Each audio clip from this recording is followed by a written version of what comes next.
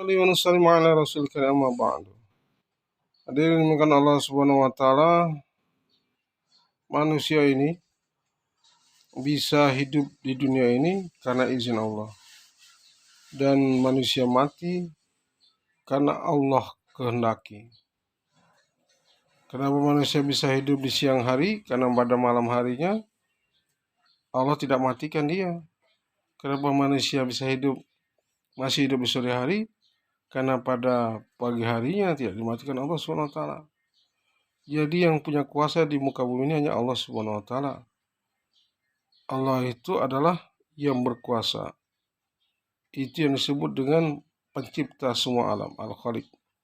Sedangkan yang disebut manusia ini, kemarin sudah saya sampaikan, adalah bagian daripada al-makhluk yang diciptakan Allah Subhanahu wa taala. Al-makhluk la yanfa wa la yadurru illa billah.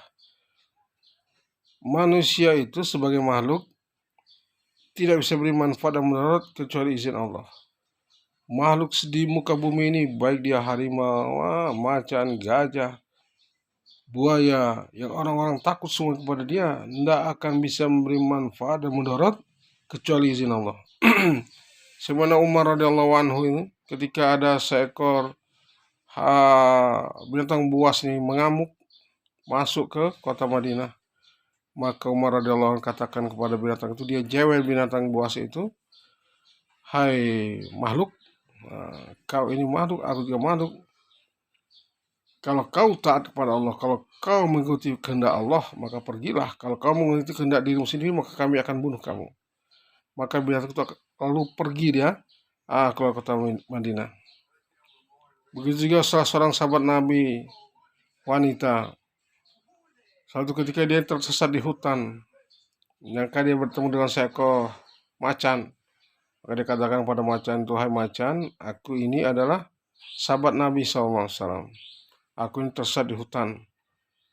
Kalau kau memang berjalan di muka bumi karena kehendak Allah, bismillah, dengan izin Allah, maka antarkan aku keluar dari hutan ini." Maka dengan izin Allah, ini binatang ini keluar dari hutan itu, memberikan jalan, mengantarkan sahabat ini keluar dari hutan itu sampai selamat. Maka semua makhluk itu bergerak karena izin Allah. Sa'ad bin Abi Waqqas radhiyallahu anhu, ketika dia sedang berjihad ke Cina, maka dia lewat sebuah gunung yang sangat besar, Gunung Himalaya. Maka dia sholat 2 rakaat, dia berkata, "Dengan izin Allah, hai gunung, belahlah, bukalah perutmu sehingga kami bisa berjalan. Karena kau menghalangi kami, para sahabat Nabi, untuk berjihad di jalan Allah, berjuang di jalan Allah." Maka dengan izin Allah itu Gunung Himalaya itu secara vertikal dia membelah. Dan sampai saat ini ahli geologi, geofisika melihat itu belahan ketika terjadi pada zaman sahabat Abu Bakar radhiyallahu anhu, Gunung Himalaya ada bekasnya. Membelahnya Gunung Himalaya atas perintah sahabat. Karena sahabat yakin bahwa semua makhluk itu bergerak karena kehendak Allah. Semuanya karena kehendak Allah, bukan kehendak nafsunya sendiri. Maka bila kita ambil Allah, maka semua makhluk ini mengikuti kehendak Allah. Tapi kalau kita meninggalkan Allah, maka semua makhluk ini akan membenci kita. Begitu juga ketika mereka ini melewati sebuah sungai yang besar, maka dengan bismillah, maka mereka berjalan di atas air. Maka sahabat ini heran, ini bahkan airnya itu sama sekali airnya itu mengenai kuda-kuda mereka. Artinya secara logika tidak mengeras air tersebut, tapi air itu tetap seperti air semula. Tapi dengan kehendak Allah, air ini tidak menenggelamkan mereka, dan mereka semua pasukan juga ini Waqqas radhiyallahu anhu ini bisa keluar atau melewati sungai itu dengan berjalan di atas air. Kalau zaman Nabi Musa alaihissalam, maka Laut Merah itu membelah 12 12 jalan. Tapi zaman sahabat, maka sahabat bisa berjalan saya dengan izin Allah. Itulah kehendak Allah.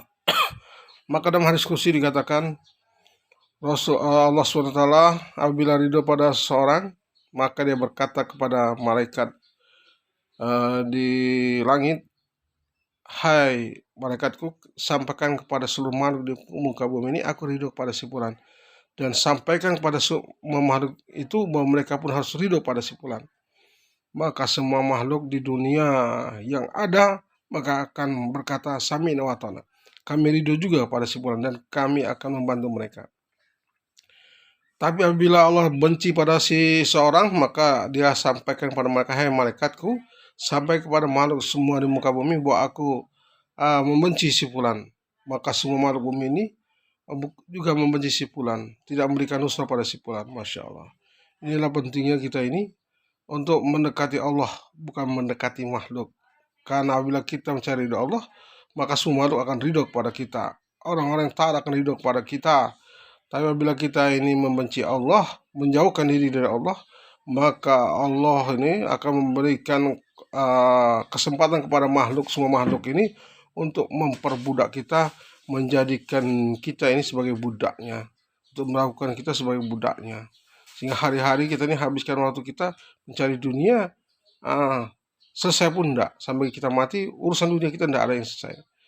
Maka coba tanya kepada orang-orang yang mati itu, sudahkah selesai urusan kamu di dunia ketika kamu mati? Maka mereka mengatakan belum selesai semua. Maka bagaimana kita ini beramal? Sebagaimana Rasulullah SAW bersabda, ya dalam hadis kursi, malaikat Jibril AS berkata kepada Nabi Muhammad SAW, ya Muhammad, ahi masyita, hiduplah kamu sekehendak kamu, wa innaka mayitun, tapi tetap saja kamu itu akan mati. Wa habib man masyita, cintailah orang yang kamu kehendaki, fa innaka farikuhu, maka sungguh engkau akan meninggalkannya, atau dia yang akan meninggalkannya, atau dia akan meninggalkanmu. Dia mati atau kamu yang mati gitu. Atau di dunia kita sudah berpisah, belum lagi mati kita sudah berpisah. Wa'mal masyita, maka kerjakanlah apa yang kamu inginkan.